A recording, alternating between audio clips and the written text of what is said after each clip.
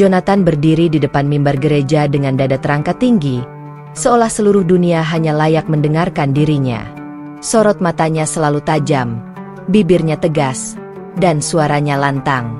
Banyak jemaat mengaguminya, bukan karena kelembutan, tetapi karena karismanya yang membuat orang merasa wajib mengangguk pada setiap kata yang ia ucapkan. Sejak muda, Jonathan memang dikenal sebagai seseorang yang percaya diri berlebihan. Ia merasa dirinya paling benar, paling suci, dan paling layak untuk diikuti. Ia selalu berbicara dengan nada seolah semua kebenaran ada di tangannya. Tidak ada ruang baginya untuk mendengar pendapat lain, apalagi mempelajari keyakinan lain. Itulah yang membuatnya tumbuh menjadi pendeta yang bukan hanya keras, tetapi juga menyimpan kebencian mendalam terhadap Islam, agama yang bahkan belum pernah ia pelajari secara utuh. Kebencian itu bermula dari masa kecilnya. Ia tumbuh di lingkungan yang penuh prasangka, di mana rumor dan informasi keliru tentang Islam disebarkan tanpa dasar. Ketika ia remaja, ada tetangga Muslim yang rajin beribadah namun sering difitnah sebagai orang yang misterius dan menyembunyikan sesuatu. Jonathan kecil yang mudah terpengaruh menyimpan asumsi sendiri, lalu tumbuh dengan ketakutan dan kecurigaan yang akhirnya berubah menjadi rasa benci. Ketika akhirnya ia menjadi pendeta, kebenciannya semakin tumbuh subur. Setiap kali berbicara di depan jemaat, ia selalu menyelipkan sindiran atau komentar merendahkan tentang Islam. Ia menganggap Al-Quran tidak logis, menuduh ajaran Islam pelik, serta memanfaatkan mimbar untuk menguatkan pandangannya. Namun, suatu hari, nama Yusuf mulai sering terdengar di telinga Jonathan. Semua bermula ketika beberapa jemaat gereja pulang dari pasar dan bercerita bahwa ada seorang pemuda Muslim yang begitu sopan, rendah hati, dan rajin membantu masyarakat tanpa memandang agama. Bahkan, beberapa ibu-ibu jemaat mengatakan bahwa Yusuf pernah membantu mereka mengangkat barang belanjaan tanpa diminta, sambil tersenyum tulus. "Dia anak yang baik sekali," kata seorang jemaat. "Setiap bertemu, pasti memberi salam. Saya jadi merasa hormat," ujar jemaat lain. Jonathan yang mendengar pujian itu merasa dadanya panas. Ia tidak suka ada sosok yang dapat membuat jemaat menaruh respek pada seseorang yang berbeda keyakinan. Baginya, penghargaan seperti itu hanya pantas diberikan kepada orang-orang yang seiman dengannya. Pertama kali nama Yusuf disebut, Jonathan hanya menahan amarah. Namun semakin sering ia mendengar jemaat bercerita tentang sifat baik pemuda itu, semakin kuat rasa tidak sukanya. Ia merasa seolah wibawanya sebagai pemimpin gereja mulai terancam oleh seseorang yang bahkan tidak berusaha menarik perhatian siapapun. Dalam hati kecilnya, Jonathan bertanya-tanya, mengapa mereka begitu terkesan pada pemuda itu? Apa yang istimewa darinya? Namun, daripada mencari tahu dengan jujur, hati Jonathan justru dipenuhi kecemburuan. Ia mulai mencari-cari kesalahan untuk menjatuhkan nama Yusuf di mata jemaat. Ia memandang kebaikan Yusuf sebagai ancaman, bukan sebagai contoh yang layak ditiru. Suatu minggu pagi, ketika ibadah gereja selesai, sekelompok jemaat berkumpul di halaman. Mereka berbicara tentang bagaimana Yusuf selalu datang ke daerah mereka untuk membantu membersihkan saluran air yang mampet. Ia bahkan pernah menolong seorang jemaat tua yang hampir pingsan di jalan. Jonathan yang mendengar percakapan itu tidak bisa menahan emosinya lagi. "Jangan mudah terkesan," katanya sinis. "Banyak orang berbuat baik hanya untuk terlihat baik." Jemaat terdiam. Beberapa merasa perkataan itu terlalu keras, tetapi tidak ada yang berani membantah pendeta yang mereka hormati.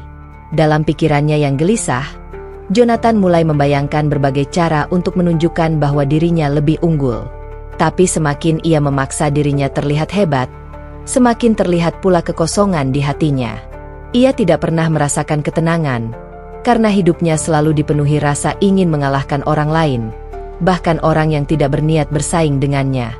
Kehadiran Yusuf yang selalu tampil sederhana dan penuh akhlak membuat Jonathan merasa seperti melihat cermin besar yang memantulkan kekurangannya sendiri.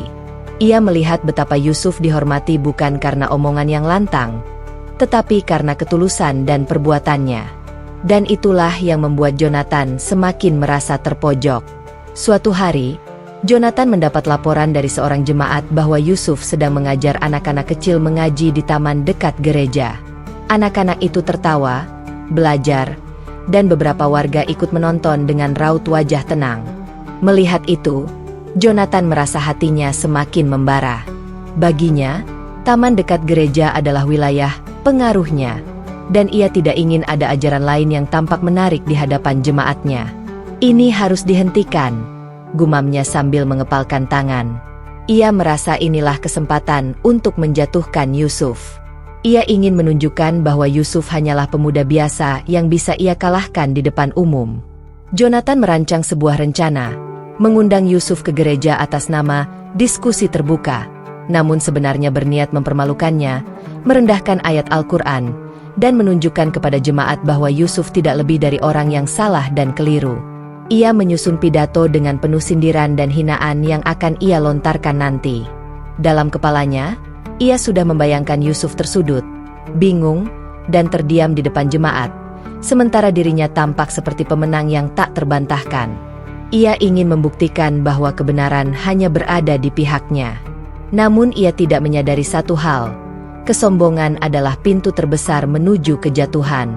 Dan di balik pintu itu, ada cahaya besar yang menunggu membalikkan hidupnya. Jonathan belum tahu bahwa rencana jahatnya justru akan menjadi jalan menuju perubahan terbesar dalam hidupnya. Perubahan yang tak pernah ia bayangkan sebelumnya. Beberapa hari setelah ia mendengar kabar tentang kegiatan Yusuf di taman dekat gereja, Jonathan tidak bisa lagi menahan gelombang emosi yang memenuhi dirinya. Setiap pahatan kebaikan yang diceritakan orang-orang tentang Yusuf menjadi seperti duri yang menusuk rasa sombongnya. Ia merasa Yusuf mengambil perhatian yang selama ini ia pikir hanya pantas diberikan kepada dirinya, seorang pendeta yang dihormati. Jonathan akhirnya duduk di ruang kerjanya, sebuah ruangan berisi rak-rak tinggi penuh buku, namun sering dipenuhi suasana tegang akibat pikirannya sendiri. Ia membuka Alkitab, tapi pikirannya terus melayang kepada satu nama, Yusuf. Bukan untuk mempelajari apapun, tetapi untuk mencari celah menyerang ajaran yang diakini pemuda itu. Aku harus tunjukkan bahwa dia tidak lebih dari seorang pemuda yang belum memahami apa-apa, gumam Jonathan sambil menatap jendela. Ia mulai mengetik sesuatu di laptopnya. Ia sedang menyusun acara, dialog terbuka pemahaman Alkitab dan Al-Quran. Di atas kertas, acara itu tampak seperti forum ilmiah yang tenang dan penuh perdamaian. Tetapi dalam hati Jonathan, acara itu adalah arena untuk mempermalukan Yusuf dan agamanya. Yang ia susun dalam pikirannya bukan dialog, melainkan panggung untuk menghina, merendahkan, dan menjatuhkan martabat seorang muslim di hadapan banyak orang. Jonathan lalu membayangkan bagaimana ia akan berdiri di mimbar gereja, menantang Yusuf dengan pertanyaan-pertanyaan yang dibuat untuk menjebak. Ia ingin memperlihatkan bahwa Al-Quran tidak logis, bahwa ajaran Islam tidak masuk akal, dan bahwa Yusuf akan terlihat kebingungan di depan jemaat. Ia sudah merasakan kemenangan itu bahkan sebelum acara terjadi. Pada sore hari berikutnya, Jonathan berjalan keluar gereja dan pergi ke rumah Yusuf. Hatinya penuh dengan rencana manipulatif. Di depan rumah Yusuf, ia mengetuk pintu dengan keras. Yusuf, yang baru selesai mengajar anak-anak mengaji, membukakan pintu dengan wajah tenang. "Assalamualaikum, Pak," sapa Yusuf sopan. Jonathan tidak menjawab salam itu, hanya langsung melangkah masuk tanpa dipersilakan. "Kau Yusuf, bukan?" ujarnya dengan nada tinggi. "Iya, saya Yusuf." "Bagus. Minggu depan datanglah ke gereja. Ada acara diskusi. Aku ingin kau hadir." Nada suaranya bukan mengundang, tapi memerintah. Bahkan ada tekanan seakan-akan Yusuf wajib menuruti. Yusuf tidak langsung menjawab. Ia bisa merasakan ada sesuatu yang tidak biasa dalam permintaan Jonathan. Namun ia tetap tersenyum lembut. "Kalau tujuannya baik, insya Allah saya datang." Apa yang ingin kita bahas? Jonathan menyeringai kecil. Tentang Alkitab dan Al-Quran dari agamamu itu.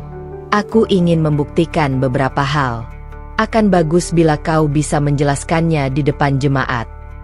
Meski kata-kata Jonathan terasa meremehkan, Yusuf memilih menanggapinya dengan hati lapang.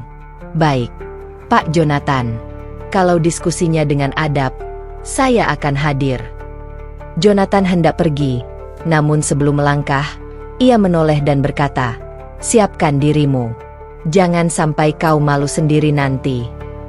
Yusuf hanya menjawab dengan senyum tipis. Ia tidak merasa perlu membalas dengan nada tinggi. Sikap rendah hatinya justru membuat Jonathan semakin tidak nyaman, seolah ia tidak mendapatkan reaksi yang ia harapkan. Beberapa hari sebelum acara berlangsung, poster acara, dialog terbuka, ditempel di gereja dan dibagikan ke jemaat. Banyak yang tertarik untuk datang. Beberapa jemaat bahkan berkata, akhirnya kita dapat melihat perdebatan seru antara pendeta kita dan pemuda muslim itu. Pasti pendeta Jonathan akan membuat pemuda itu tak berkutik. Ini pasti bagus untuk memperkuat iman kita. Komentar-komentar itu membuat Jonathan semakin yakin bahwa ia berada di atas angin. Ia merasa dirinya seperti seorang pahlawan yang akan mengalahkan musuh di hadapan para pengikutnya. Ego dalam dirinya tumbuh liar tanpa ia sadari. Namun jauh di lubuk hati, ada suara kecil yang berbisik, suara yang tidak pernah ia akui. Suara itu bertanya, bagaimana kalau kau salah? Bagaimana kalau Yusuf tidak seperti yang kau kira? Tetapi Jonathan mengabaikannya. Ia menumpuk keyakinan palsu dengan kesombongan, hingga keraguan itu tenggelam. Sementara itu, Yusuf mempersiapkan diri bukan dengan mencari cara untuk membalas atau menang berdebat. Ia justru memperbanyak doa dan membaca Al-Quran dengan khusyuk. Ia tahu bahwa hati manusia bisa berubah dengan cara yang tidak disangka-sangka. Ia tidak ingin hadir di gereja untuk berdebat, tetapi untuk membawa ketenangan, agar tidak ada fitnah yang semakin menyebar. Ya Allah, luruskan niatku. Jika Jonathan datang dengan amarah, lembutkanlah hatinya. Doa Yusuf setiap malam. Ia juga berbicara dengan beberapa sahabat tentang undangan tersebut. Mereka sempat merasa khawatir karena Yusuf akan hadir di tempat yang mungkin tidak ramah terhadapnya. Namun Yusuf yakin, selama niatnya baik dan adab dijaga, Allah akan bersamanya. Hati yang keras bisa luluh dengan kebenaran, kata Yusuf pada dirinya sendiri. Hari demi hari pun berlalu. Gereja mulai dipenuhi diskusi kecil antara jemaat yang penasaran dan antusias. Mereka ingin melihat bagaimana seorang pemuda muslim berani datang ke gereja dan bicara tentang keyakinannya. Mereka yakin Jonathan akan menang telak. Namun apa yang tidak mereka ketahui adalah bahwa kebaikan tidak butuh kemenangan. Kebaikan hanya butuh ketenangan hati. Jonathan menghabiskan malam terakhir sebelum acara dengan mempersiapkan banyak pertanyaan yang ia anggap mematikan. Setiap pertanyaan dirancang untuk membuat Yusuf tersudut. Ia membuka buku-buku, mencoret-coret kertas, dan menandai ayat-ayat yang ia gunakan untuk menyerang. Ini akan menjadi hari yang hebat, gumamnya dengan senyum puas. Ia tidak tahu bahwa rencana yang ia buat untuk mempermalukan orang lain justru akan menjadi jalan bagi dirinya sendiri menemukan cahaya yang selama ini ia hindari. Pagi menjelang hari acara tiba, suasana gereja lebih ramai dari biasanya. Jemaat berdatangan dengan penuh semangat. Mereka ingin menyaksikan pertarungan yang mereka percaya akan dimenangkan oleh pendeta kesayangan mereka. Sementara itu, di rumah sederhana Yusuf, ia mengambil wudhu dengan penuh ketenangan. Tidak ada rasa takut, tidak ada kegelisahan. Yang ada hanya tekad untuk menjaga adab dan membawa kedamaian. Bismillah, ucapnya pelan. Di luar sana, Jonathan sudah siap dengan rencananya. Tapi Yusuf datang dengan sesuatu yang lebih kuat dari rencana manusia, akhlak dan cahaya kebenaran. Pertemuan mereka di gereja akan menjadi awal dari perubahan besar. Perubahan yang tidak pernah disangka oleh Jonathan, jemaat gereja, bahkan Yusuf sendiri. Pagi itu, gereja sudah dipenuhi oleh jemaat yang memenuhi setiap bangku. Ada yang duduk dengan semangat, ada yang berbisik-bisik penuh rasa penasaran, dan ada pula yang menantikan kemenangan Jonathan dalam debat yang dianggap akan menguatkan iman mereka. Poster acara, dialog terbuka Alkitab dan Al-Quran, terpampang besar di depan pintu gereja.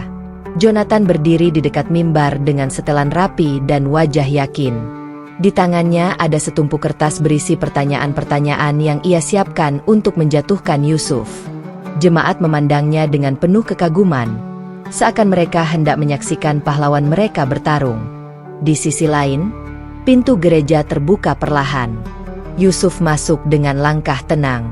Pakaiannya sederhana, wajahnya bersih, dan sorot matanya lembut.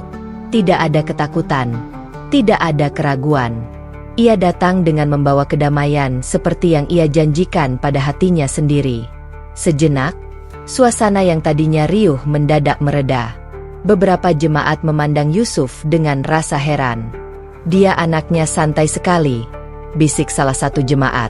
Padahal dia akan ditantang pendeta hebat, jawab yang lain. Jonathan melihat Yusuf dan tersenyum sinis. Ia merasa benar-benar berkuasa atas panggung itu.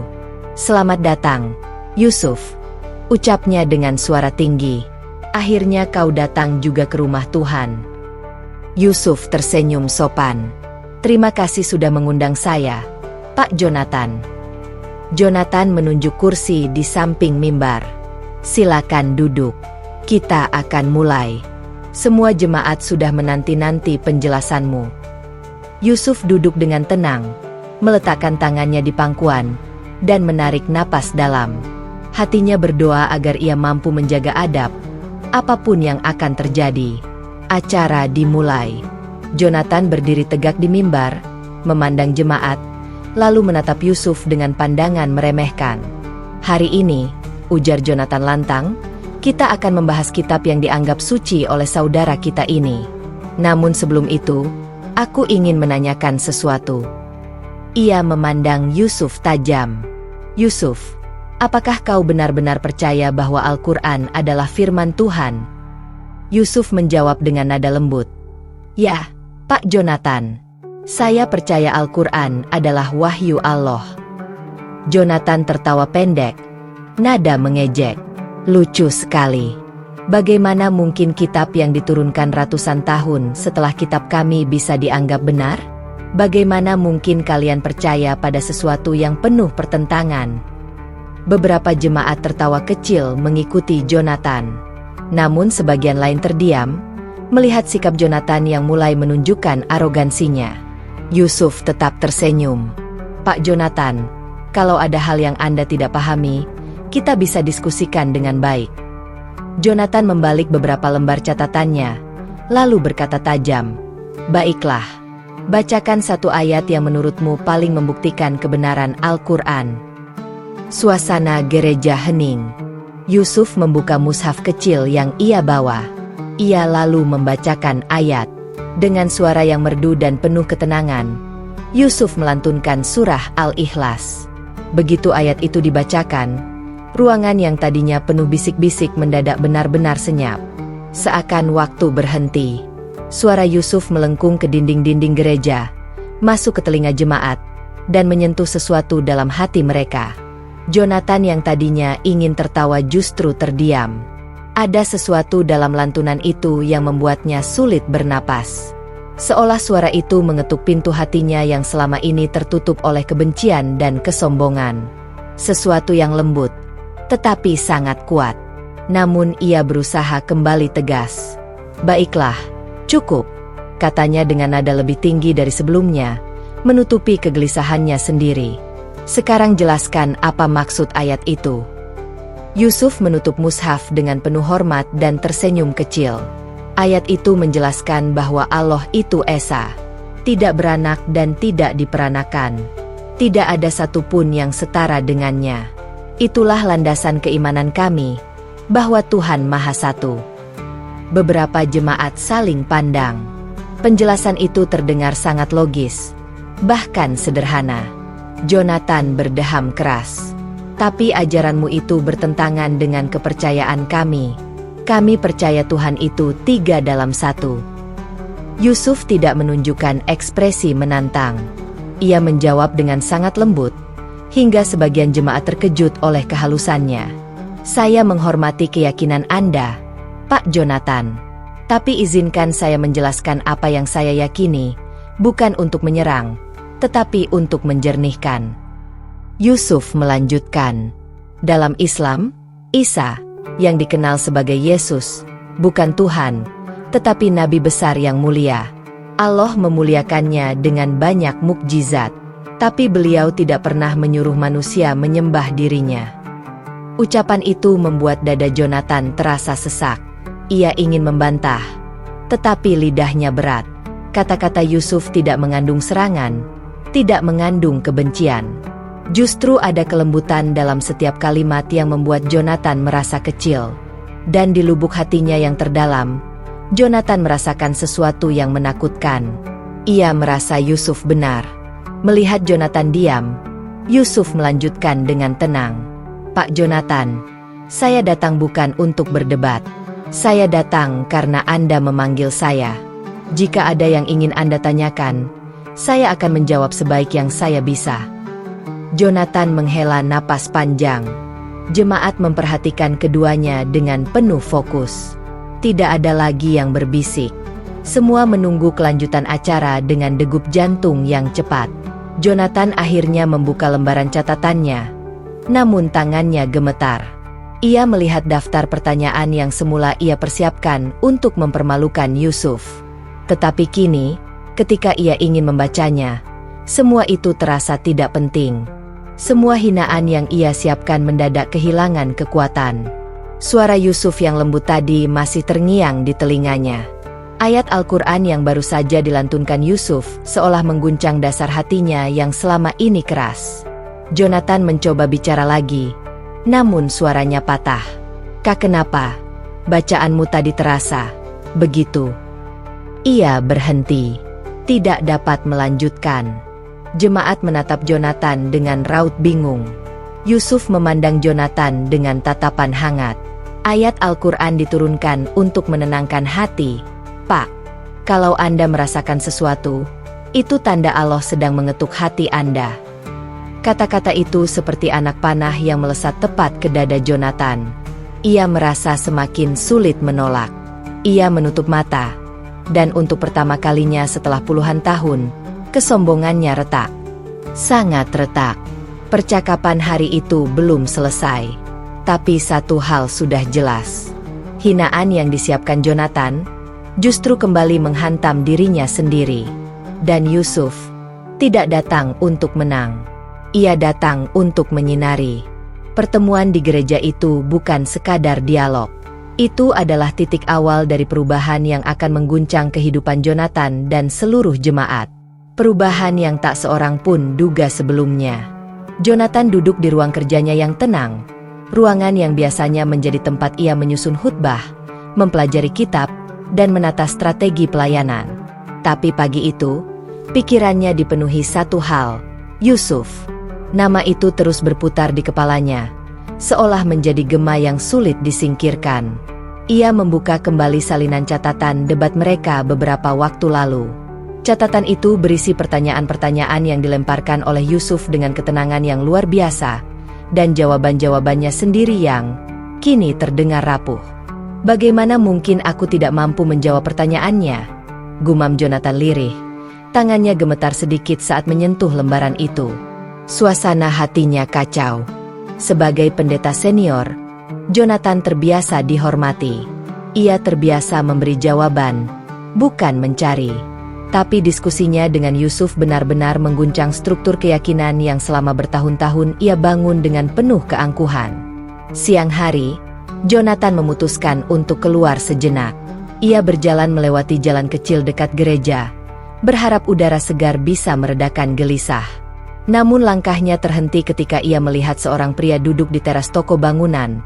Seseorang yang sangat ia kenali. Yusuf. Pria itu sedang menunggu seseorang, duduk sambil membaca buku kecil yang tampaknya adalah mushaf terjemahan Al-Quran. Jonathan ragu. Ia tidak tahu harus bersikap bagaimana. Haruskah ia menyapa? Atau pura-pura tidak melihat? Namun seolah Yusuf bisa merasakan kehadirannya, pria itu menutup bukunya dan tersenyum hangat. "Pendeta Jonathan, silakan duduk. Kalau tidak keberatan." Jonathan tertegun. Senyum itu bukan senyum mengejek. Tidak ada rasa dendam. Tidak ada rasa ingin membalas atas perlakuannya dulu. Hanya ketulusan murni. Akhirnya Jonathan duduk. Maaf kalau aku mengganggu," ucap Jonathan dengan canggung. "Tidak sama sekali," balas Yusuf tenang. "Saya justru senang kita bisa bertemu lagi." Jonathan menghela napas, kemudian berkata, "Aku memikirkan pertemuan terakhir kita." Yusuf mengangguk. "Menunggu." "Aku tidak menyangka pertanyaanku justru kembali menghantam diriku sendiri." Yusuf tersenyum tipis. "Kebenaran memang begitu, pendeta. Ia tidak menuntut siapa mendekat duluan, tapi ia akan selalu menggetarkan siapapun yang berani mencari." Jonathan memandang pria itu lama. Ada ketenangan dalam sorotan mata Yusuf. Jenis ketenangan yang hanya dimiliki seseorang yang yakin bahwa jalan hidupnya telah ia titipkan sepenuhnya kepada Tuhan. "Aku ingin bertanya lagi, Yusuf. Tapi kali ini bukan untuk mendebat," ujar Jonathan pelan. "Aku ingin mengerti." Percakapan mereka berlanjut hampir 2 jam. Jonathan mengajukan pertanyaan-pertanyaan yang selama ini ia simpan diam-diam. Kenapa umat Islam sangat yakin bahwa Yesus bukan Tuhan? Bagaimana mungkin wahyu diturunkan melalui malaikat? Kenapa Al-Quran tak pernah berubah? Siapa sebenarnya Muhammad itu? Dan Yusuf menjawab semuanya dengan kesabaran yang tidak dibuat-buat. Ia tidak menggurui, tidak menghakimi. Ia hanya menjelaskan. Yang membuat Jonathan tertegun adalah setiap jawaban Yusuf selalu disertai penjelasan logis dan ayat yang mendukung. Tidak ada emosi, tidak ada keinginan menang. Saat Yusuf menjelaskan tentang kedudukan para nabi, Jonathan terdiam lama. "Jadi dalam Islam," tanya Jonathan lirih, "Yesus hanya seorang nabi?" "Bukan hanya," jawab Yusuf. "Beliau adalah nabi mulia. Lahir tanpa ayah, menghidupkan orang mati dengan izin Allah, dan menjadi salah satu manusia terbaik yang pernah ada." Ketika mendengar itu, dada Jonathan terasa sesak. Ia kehilangan kata-kata. Seolah Yusuf baru saja menyingkap sesuatu yang selama ini ia abaikan. Untuk pertama kalinya dalam hidupnya, ia memandang Yesus dari sudut pandang yang berbeda, bukan sebagai pusat kekuasaan gereja, namun sebagai manusia suci yang membawa cahaya kebenaran.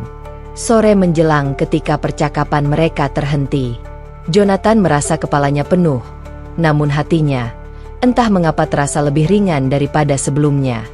"Yusuf," ucap Jonathan pelan, "mengapa kamu tidak marah padaku? Aku telah mempermalukanmu di gereja. Aku membawa ayat yang suci bagi kaummu hanya untuk ditertawakan di depan jemaatku." Yusuf tersenyum, lalu menjawab dengan suara lembut, "Saya bukan manusia sempurna, Jonathan. Tapi saya berusaha memahami bahwa manusia yang menghina tidak selalu jahat. Kadang mereka hanya belum mengenal kebenaran." Jawaban itu membuat mata Jonathan panas. Ia tidak pernah merasa sekecil ini. Namun untuk pertama kalinya juga, rasa kecil itu bukan datang dari kehinaan, melainkan dari kesadaran yang menundukkan ego. "Terima kasih," ucap Jonathan lirih, hampir berbisik. "Terima kasih sudah bersikap begitu baik padaku." "Tidak perlu berterima kasih kepada saya," balas Yusuf. "Kebaikan itu milik Allah. Saya hanya menjalankan sedikit yang saya mampu." Saat mereka berpisah, langkah Jonathan terasa goyah. Hatinya berdebar. Ia tahu percakapan hari ini telah mengubah sesuatu di dalam dirinya. Ketika tiba di rumah, Jonathan masuk ke ruang kerjanya dan mengunci pintu. Ia duduk lama di depan meja kerjanya. Lalu pelan-pelan, ia membuka laptop, mengetik satu kata. "Siapakah Tuhan yang disembah umat Islam?" Ia sendiri terkejut bahwa jemarinya mengetik pertanyaan itu. Tapi ia tidak menghentikannya.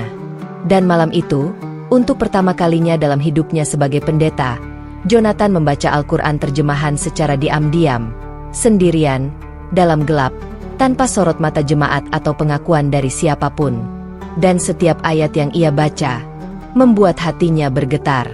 Tanpa ia sadari, air matanya jatuh. "Mengapa? Ini terasa begitu benar," bisiknya lirih. Hatinya terduduk, jiwanya terguncang. Tapi entah mengapa, ia merasa baru saja mengambil langkah pertama menuju cahaya yang selama ini ia cari tanpa pernah menyadarinya. Malam itu menjadi malam yang tidak pernah dilupakan Jonathan sepanjang hidupnya. Setelah membaca beberapa ayat Al-Quran dari terjemahan yang ia temukan secara acak di internet, ia merasa dadanya berkecamuk. Ada sesuatu yang mengalir lembut sekaligus kuat, seperti tangan tak terlihat yang mengguncang hatinya. Ia memejamkan mata, mengusap wajah, mencoba menenangkan diri. "Kenapa ayat-ayat ini justru membuatku merasa pulang?" gumamnya lirih. Sebagai pendeta, Jonathan terbiasa menghafal ayat dari kitabnya sendiri. Ia juga terbiasa berbicara meyakinkan jemaat bahwa dialah pembawa kebenaran. Namun malam itu ia merasa kecil, sangat kecil. Apa yang ia banggakan selama puluhan tahun tiba-tiba terasa rapuh. Namun di balik semua itu, ada rasa baru yang membuatnya bertanya-tanya. Apakah ini cahaya kebenaran yang selama ini tidak pernah ia berani dekati? Paginya, Jonathan bangun dengan lingkaran gelap di bawah mata. Ia hampir tidak tidur, namun jiwanya tidak merasakan kelelahan. Seakan ada energi baru yang muncul dari dalam dirinya, walaupun ia masih bingung bagaimana harus menghadapinya. Setelah menimbang lama, ia memutuskan untuk menghubungi Yusuf. "Yusuf, bisakah kita bertemu hari ini?" Tidak ada jeda panjang sebelum Yusuf menjawab, "Tentu, Jonathan. Saya siap kapanpun. Kita bertemu di taman dekat gereja jam 3 sore. "Baik, saya datang." Jonathan mematikan teleponnya dan duduk lama sambil menatap kaca jendela.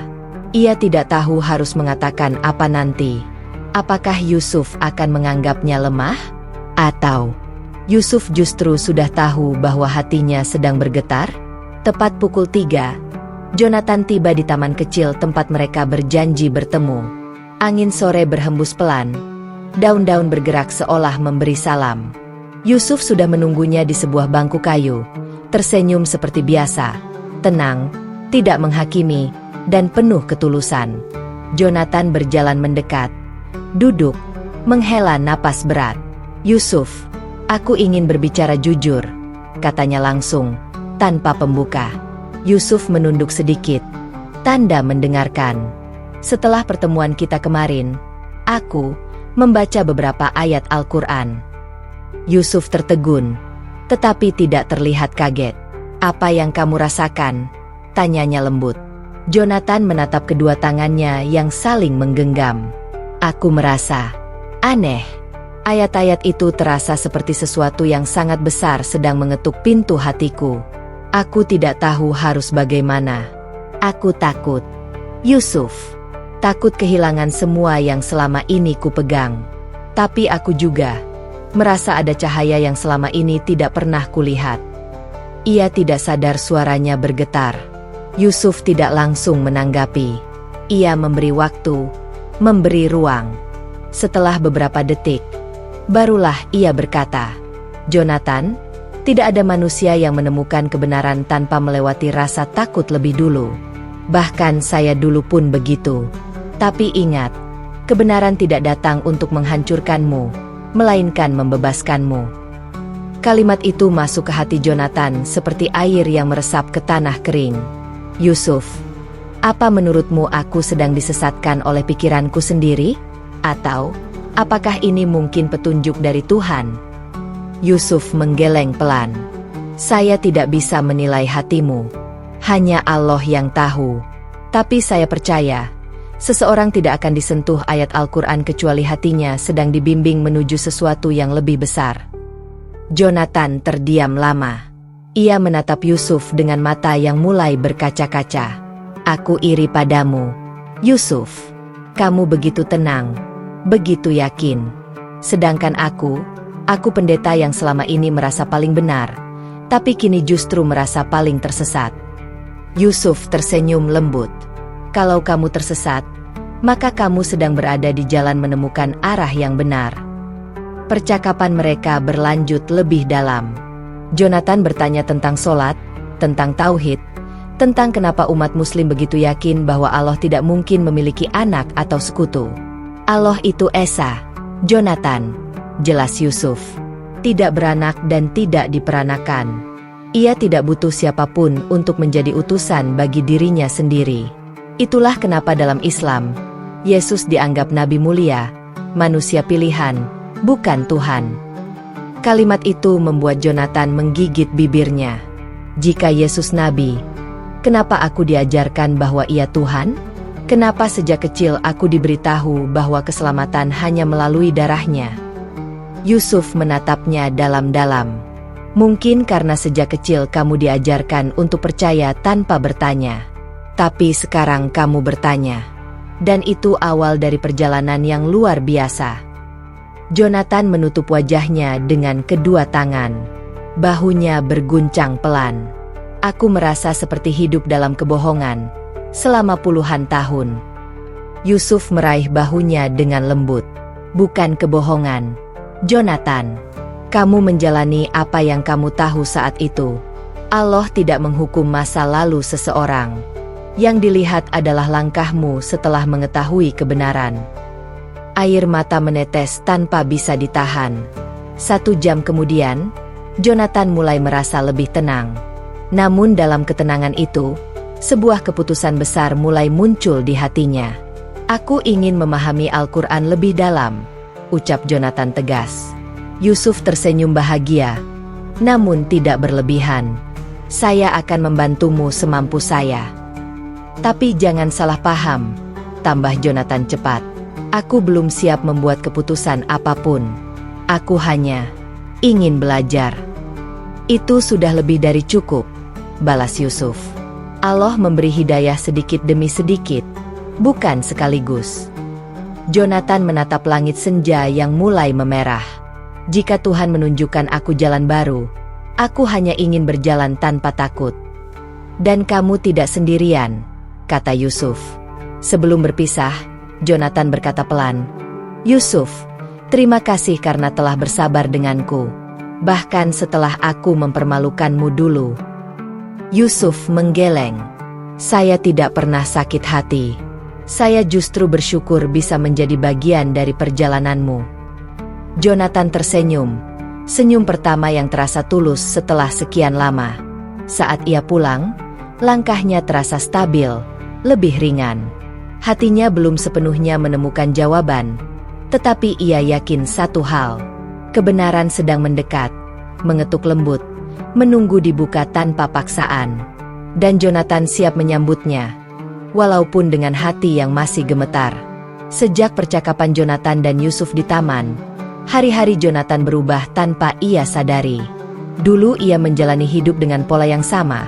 Bangun pagi, mempersiapkan khutbah, membimbing jemaat, lalu kembali ke rumah dengan rutinitas yang hampir tidak pernah berubah. Namun kini, setelah hatinya disentuh oleh ayat-ayat Al-Quran, Jonathan merasa seperti sedang menapaki jalan baru yang asing tetapi membawa kedamaian yang sulit dijelaskan. Setiap malam, ia membaca terjemahan Al-Quran. Bukan untuk mencari kesalahan, bukan untuk berdebat, tetapi untuk memenuhi rasa hausnya akan kebenaran. Dan setiap kali ia membaca, dadanya dipenuhi getaran yang tidak pernah ia rasakan sebelumnya. Suatu malam ia membaca surah Al-Ikhlas. Saat membaca maknanya, tangannya sampai gemetar. Katakanlah, dialah Allah yang Maha Esa. Allah tempat bergantung segala sesuatu. Dia tidak beranak dan tidak pula diperanakan. Dan tidak ada satupun yang setara dengannya. Jonathan menutup wajahnya dengan kedua tangan. Air matanya jatuh tanpa bisa dicegah. Bagaimana? Aku tidak pernah memahami hal ini sebelumnya, gumamnya lirih. Hatunya seperti ditusuk rasa bersalah. Tetapi di balik itu ada sesuatu yang jauh lebih kuat, kelegaan. Ayat itu menjawab keraguan terbesar yang selama ini ia simpan diam-diam. Keesokan paginya, Jonathan menghubungi Yusuf lagi. Yusuf, hari ini, bisakah kita bertemu lebih lama dari biasanya? Tentu, Jonathan. Ada yang ingin kamu bahas? Banyak. Jawabnya jujur. Sangat banyak. Mereka sepakat bertemu di rumah Yusuf sore itu. Ini pertama kalinya Jonathan menginjakan kaki di rumah seorang Muslim setelah sekian lama memandang rendah umat Islam. Rumah Yusuf sederhana, bersih, tidak banyak hiasan, tetapi terasa hangat. Ada aroma kayu dan wangi teh yang baru saja diseduh. Yusuf menyambutnya dengan senyum ramah. Masuk, Jonathan. Anggap saja rumah sendiri. Jonathan mengangguk, masih merasa canggung. Aku membawa beberapa pertanyaan, katanya sambil mengeluarkan buku catatan kecil dari tasnya. Yusuf tertawa kecil. Serius sekali. Tidak apa-apa. Tanyakan saja. Jonathan membuka halaman pertama. Yusuf, aku ingin tahu, apa yang membuatmu dulu yakin untuk menjadi Muslim? Kamu bukan orang yang lahir dalam keluarga Muslim, bukan? Yusuf mengangguk. Benar. Saya juga berasal dari keluarga yang berbeda agama. Tapi saya menemukan kebenaran ketika saya berani mempertanyakan apa yang sejak kecil saya anggap pasti. Apakah kamu tidak takut? Tanya Jonathan. Suaranya hampir berbisik. Takut, jawab Yusuf jujur. Saya takut kehilangan keluarga. Takut dibenci.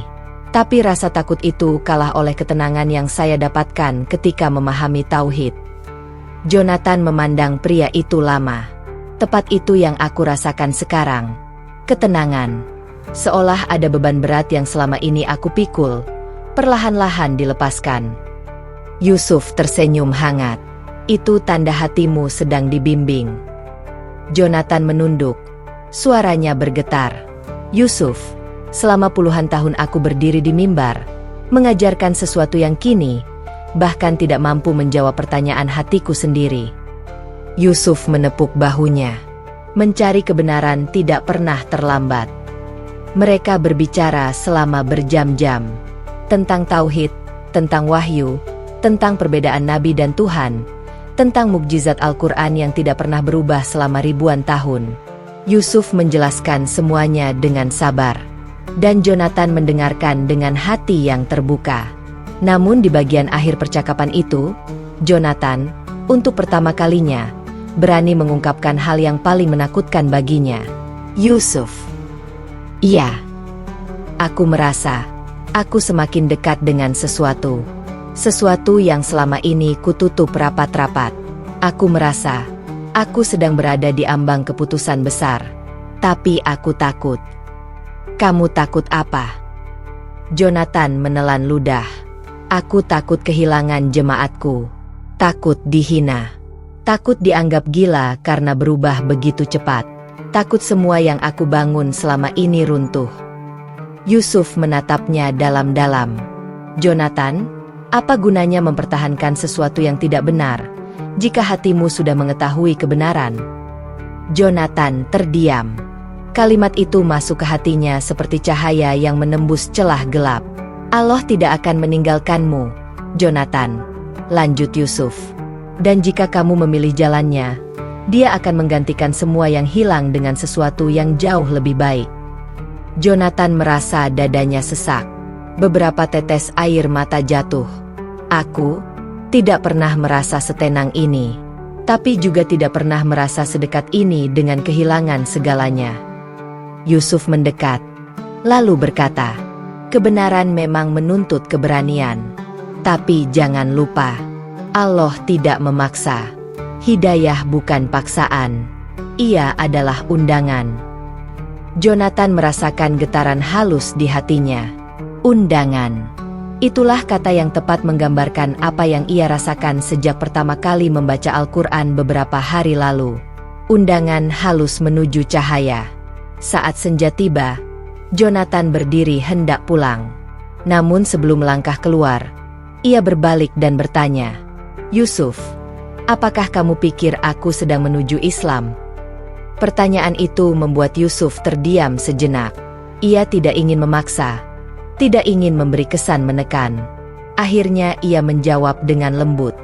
"Jonathan, menurutku, kamu sedang menuju kebenaran. Dan Islam adalah kebenaran itu." Jonathan menatap Yusuf lama lalu mengangguk pelan, seolah menerima sesuatu yang sudah lama berusaha ia tolak. "Aku akan terus belajar," ucapnya. "Itu langkah terbaik," balas Yusuf. Dalam perjalanan pulang, angin malam terasa lebih lembut. Lampu-lampu kota terlihat lebih hangat.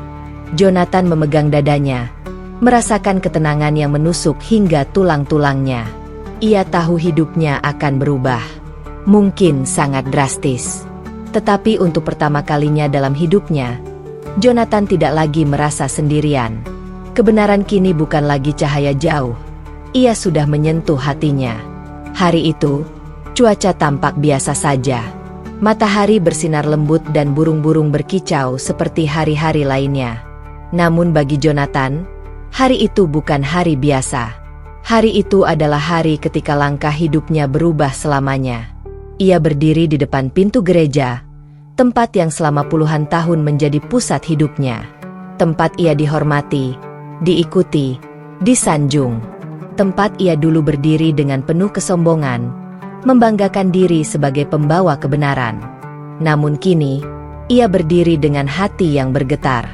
Bukan oleh ketakutan, tetapi oleh keberanian yang muncul dari cahaya iman yang mulai memenuhi dadanya. "Jonathan, kamu siap?" tanya Yusuf lembut dari sampingnya. Jonathan menarik napas dalam-dalam. "Aku tidak tahu apakah aku siap, tapi aku tahu ini yang benar." Mereka melangkah masuk ke gereja. Jemaat sudah berkumpul, seperti biasa. Namun suasana mereka berbeda.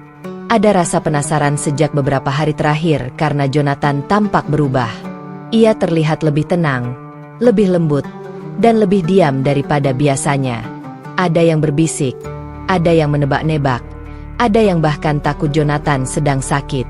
Ketika Jonathan berdiri di mimbar, seluruh ruangan hening. Ia memandang satu persatu wajah jemaatnya, orang-orang yang selama ini percaya padanya tanpa ragu. Tangannya bergetar, bukan karena gugup, tetapi karena beratnya kejujuran yang akan ia sampaikan. "Saudara-saudaraku," suaranya pecah sedikit. "Hari ini, aku ingin mengaku sesuatu. Sesuatu yang mungkin tidak pernah kalian duga." Beberapa jemaat saling berpandangan. "Aku telah melakukan kesalahan besar," lanjut Jonathan. "Kesalahan selama bertahun-tahun. Kesalahan karena merasa paling benar. Kesalahan karena merendahkan orang lain tanpa benar-benar memahami." Ia menahan air mata yang hampir jatuh. "Beberapa minggu yang lalu, aku bertemu seorang pria Muslim bernama Yusuf." Beberapa jemaat langsung berbisik. Itu nama yang mereka kenal sebagai pemuda Muslim yang pernah Jonathan seret ke gereja. "Dan aku telah memperlakukannya dengan sombong. Aku ingin menghina kitab sucinya. Aku ingin menertawakan keyakinannya. Tapi justru, dari dia, aku belajar tentang sesuatu yang selama ini tidak pernah kuizinkan masuk ke dalam hatiku, keikhlasan dan kebenaran." Yusuf menunduk, merendah, sementara seluruh jemaat menatapnya dengan tatapan campur aduk. Bingung, penasaran, tak percaya. Jonathan melanjutkan, suaranya semakin kokoh walau wajahnya penuh air mata. "Aku membaca Al-Quran, dan hatiku tersentuh. Bukan oleh logika, tapi oleh cahaya. Cahaya yang terasa seperti kebenaran yang selama ini hilang dariku." Ruangan berguncang oleh bisikan yang semakin keras. "Aku ingin jujur kepada kalian semua. Hari ini, dengan penuh kesadaran dan kerendahan hati, aku memilih untuk memeluk Islam." Seperti petir, kalimat itu menghantam seluruh ruangan. Beberapa jemaat ternganga. Beberapa menutup mulut dengan tangan. Beberapa langsung menangis. Namun tidak ada yang berdiri atau marah. Mereka hanya terkejut. Jonathan melanjutkan, "Saya tidak memaksa siapapun mengikuti saya. Saya hanya ingin mengatakan bahwa hati saya telah menemukan rumahnya. Dan saya akan mengikuti kebenaran itu sampai akhir hidup saya." Kemudian ia menatap Yusuf. "Yusuf, Tolong bimbing saya." Yusuf berdiri. Dunia seperti berhenti ketika ia berjalan ke arah Jonathan. Dan di tengah gereja, yang selama ini menjadi simbol kepercayaan lama Jonathan, Yusuf membimbingnya mengucapkan syahadat. "Asyhadu an la ilaha illallah wa asyhadu anna Muhammadan Rasulullah." Jonathan mengulanginya dengan suara bergetar, namun tegas. Begitu selesai, Jonathan jatuh berlutut, menangis seperti anak kecil. Yusuf memeluknya. Suara tangis jemaat pecah di seluruh ruangan. Tidak satu pun menyangka hari itu akan menjadi saksi kejadian yang begitu besar. Sebuah gereja berubah menjadi tempat seseorang menemukan cahaya Islam. Namun kejadian yang paling menggetarkan bukan itu saja. Setelah Jonathan bersyahadat, seorang wanita tua, salah satu jemaat paling setia, berdiri sambil menangis. "Jonathan, aku merasakan hal yang sama sejak beberapa waktu lalu," ujarnya dengan suara serak. "Setiap kali kamu bercerita tentang Yusuf, hatiku ikut bertanya tentang kebenaran." Ia melangkah ke depan. "Aku ingin ikut bersyahadat." Yusuf terkejut. Jonathan pun begitu. Namun wanita itu menatap mereka dengan mata berbinar. "Saya sudah lama membaca tentang Islam di balik diam. Tapi saya takut. Hari ini, ketakutan saya hilang." Dan di hadapan semua orang, ia pun mengucapkan syahadat. Setelah itu, seorang pemuda berdiri. Lalu seorang bapak paruh baya. Kemudian dua anak muda yang selama ini paling dekat dengan Jonathan. Satu persatu, seperti cahaya yang merembet dari hati ke hati, mereka berdiri dengan air mata yang tak henti jatuh. "Kami merasakan apa yang Jonathan rasakan," kata salah seorang pemuda. "Kami ingin mengikuti kebenaran itu juga." Dalam satu ruangan yang dulu dipenuhi doktrin lama, kini terdengar berkali-kali syahadat diucapkan. Bukan karena paksaan, bukan karena Jonathan memerintah, tetapi karena hati mereka merasa disentuh oleh sesuatu yang tak bisa dijelaskan. Beberapa jam berlalu. Gereja itu berubah menjadi tempat penuh kejernihan, penuh haru, penuh ketenangan. Jonathan memandang jemaatnya, yang kini bukan lagi jemaat gereja, tetapi saudara seiman yang baru lahir ke dalam kebenaran. Ia tidak mampu menahan air mata. Terima kasih kalian tidak meninggalkan aku," ucapnya sambil menangis. Salah satu dari mereka menjawab, "Kami tidak mengikuti agamamu dulu, Jonathan. Kami mengikuti ketulusanmu. Dan kini ketulusan itu justru membimbing kami ke tempat yang benar." Jonathan memeluk mereka satu persatu. Di tengah suasana itu, Yusuf mendekat dan berbisik, "Jonathan, hari ini Allah menunjukkan bahwa hidayah itu bukan hanya untukmu, tapi juga untuk orang-orang yang hatinya jujur." Jonathan menatap Yusuf dengan mata berair namun penuh cahaya. "Aku tidak pernah membayangkan ini semua terjadi, Yusuf." Yusuf tersenyum lembut. "Hidayah tidak bisa dibayangkan. Itu hanya bisa dirasakan." Dan hari itu, seluruh ruangan merasakannya. Cahaya itu turun bukan hanya untuk satu hati, tetapi banyak sekaligus. Angin sore berembus pelan ketika Jonathan berjalan keluar dari ruang kerja kecilnya. Kertas-kertas berserakan di meja, berisi catatan rencana kehidupan barunya yang perlahan mulai terbentuk. Meski masih jauh dari stabil, hidupnya kini punya arah. Dan di balik semua itu, ada seseorang yang terus menjadi cahaya dalam gelapnya perjalanan, Yusuf. Namun pada sore itu, telepon dari Yusuf datang dengan suara yang tidak seperti biasanya. Terdengar berat. Terdengar seperti seseorang yang berusaha keras menyembunyikan sesuatu. "John, bisa ke rumah? Ada yang ingin aku bicarakan," ucap Yusuf singkat. Jonathan langsung merasa ada yang tidak beres. Dalam perjalanan menuju rumah Yusuf, pikirannya berputar-putar. Apakah terjadi sesuatu? Apakah Yusuf sakit? Atau ada masalah yang lebih besar? Rumah Yusuf biasanya ramai oleh tawa anak-anaknya, tetapi hari itu terasa sunyi. Yusuf menyambut Jonathan dengan senyum yang dipaksakan. Mereka duduk di ruang tamu, Dan hanya dalam beberapa detik Jonathan tahu bahwa sahabatnya itu sedang memendam beban. "John," Yusuf menarik napas panjang, "aku baru saja kehilangan pekerjaanku." Jonathan tertegun. Yusuf, pria dengan disiplin tinggi, pekerja keras, ayah yang penuh tanggung jawab, kehilangan pekerjaan? Itu bukan kabar yang mudah diterima. "Apa yang terjadi?" tanya Jonathan, mencoba menenangkan. "Perusahaan mengurangi banyak karyawan. Proyek terakhirku dibatalkan. Dan, ya, aku termasuk yang harus pergi." Jonathan melihat mata sahabatnya itu memerah. Yusuf berusaha tegar, tetapi kegelisahannya tidak bisa disembunyikan. Ia tahu betul betapa Yusuf adalah tulang punggung keluarga.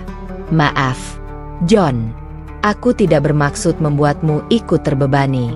Aku tidak tahu harus cerita ke siapa," kata Yusuf dengan suara lirih. Jonathan memegang bahu Yusuf. "Kita sudah melewati banyak hal bersama. Kau menyelamatkanku di saat aku tidak punya apa-apa. Sekarang gantian aku yang ada untukmu." Yusuf menunduk. Untuk pertama kalinya, ia terlihat seperti pria yang sedang kehilangan kompas hidupnya. Jonathan merasakan luka itu. Ia pernah berada pada titik itu, kehilangan tujuan, kehilangan pegangan, kehilangan harapan. Tetapi kini, ia tahu apa yang harus ia lakukan. Hari-hari berikutnya, Jonathan berusaha menjadi penopang bagi Yusuf. Ia datang ke rumah sahabatnya itu lebih sering, membawa makanan untuk keluarga Yusuf, kadang hanya duduk dan mendengarkan keluhan atau kecemasan Yusuf, sesuatu yang dulu pernah ia lakukan hanya untuk dirinya sendiri. "Kita cari pekerjaan baru," ucap Jonathan suatu pagi sambil membuka laptop. "Aku bantu buatkan portofolio dan surat lamarannya. Kau tidak sendirian." Yusuf mengangguk pelan, masih dengan sedikit keraguan. Namun melihat semangat Jonathan, hatinya perlahan hangat kembali. Jonathan mulai membantu Yusuf membuat daftar perusahaan, menyiapkan berkas-berkas, hingga berlatih menghadapi wawancara. Kadang mereka tertawa, kadang mereka terdiam. Tetapi di balik semua itu Jonathan sadar bahwa kebersamaan seperti ini juga menyembuhkan dirinya. Yusuf pernah berkata bahwa Tuhan mengirim Jonathan untuk diberi kesempatan memulai hidup baru. Tapi kini Jonathan merasa sebaliknya. Tuhan mengirim Yusuf agar ia belajar menjadi pribadi yang lebih kuat, lebih tulus, dan lebih berarti bagi orang lain. Namun, ujian belum selesai. Suatu hari, ketika mereka sedang meninjau lowongan pekerjaan, istri Yusuf datang dengan wajah cemas. "Bang, sekolah menunggak 3 bulan. Mereka bilang kalau minggu depan belum dibayar, anak-anak sementara harus berhenti." Wajah Yusuf langsung pucat. Ia menatap Jonathan sekilas, dan Jonathan melihat betapa berat beban itu di pundak sahabatnya. Hari itu, Yusuf duduk terdiam lama. Ia merasa gagal sebagai kepala keluarga, merasa tidak berguna, merasa dunia menutup pintu untuknya. Disinilah Jonathan mengambil keputusan besar, keputusan yang bahkan ia sendiri tidak pernah bayangkan sebelumnya. "Yus," katanya lembut, "aku punya sedikit uang tabungan. Tidak banyak, tapi cukup untuk bayar tunggakan sekolah anak-anakmu. Anggap saja ini bukan hutang. Ini sahabat menolong sahabat." Yusuf langsung menolak. "Tidak, John. Aku tidak enak. Kau sendiri sedang memulai hidup baru. Jangan sampai bebanmu bertambah." "Tapi bukankah dulu kau menolongku tanpa meminta imbalan apapun?" balas Jonathan. "Aku tidak akan biarkan anak-anakmu berhenti sekolah. Mereka tidak pantas menanggung beban orang dewasa." Yusuf menutup wajahnya. Air mata menetes tanpa ia bisa tahan lagi. Bukan karena sedih, tetapi karena ia merasa dikelilingi kasih sayang yang begitu besar. "Jonathan, terima kasih. Kau adalah saudara yang Tuhan kirimkan untukku," ucap Yusuf sambil memeluk sahabatnya itu erat. Pelukan itu bukan hanya simbol persahabatan. Itu adalah tanda bahwa dua manusia yang sama-sama pernah goyah kini saling menopang untuk tetap berdiri. Beberapa minggu kemudian, setelah puluhan lamaran terkirim dan beberapa wawancara dijalani, Yusuf akhirnya menerima kabar baik. Ia diterima bekerja di sebuah perusahaan yang bahkan lebih baik dari tempat lamanya. Aku diterima, John, teriak Yusuf dengan mata berbinar. Jonathan tersenyum lebar, tulus, bahagia. Aku tahu kau bisa. Aku selalu percaya itu. Keluarga Yusuf menangis haru. Mereka tahu perjuangan itu tidak mudah. Mereka juga tahu bahwa keberhasilan Yusuf tidak lepas dari dukungan Jonathan.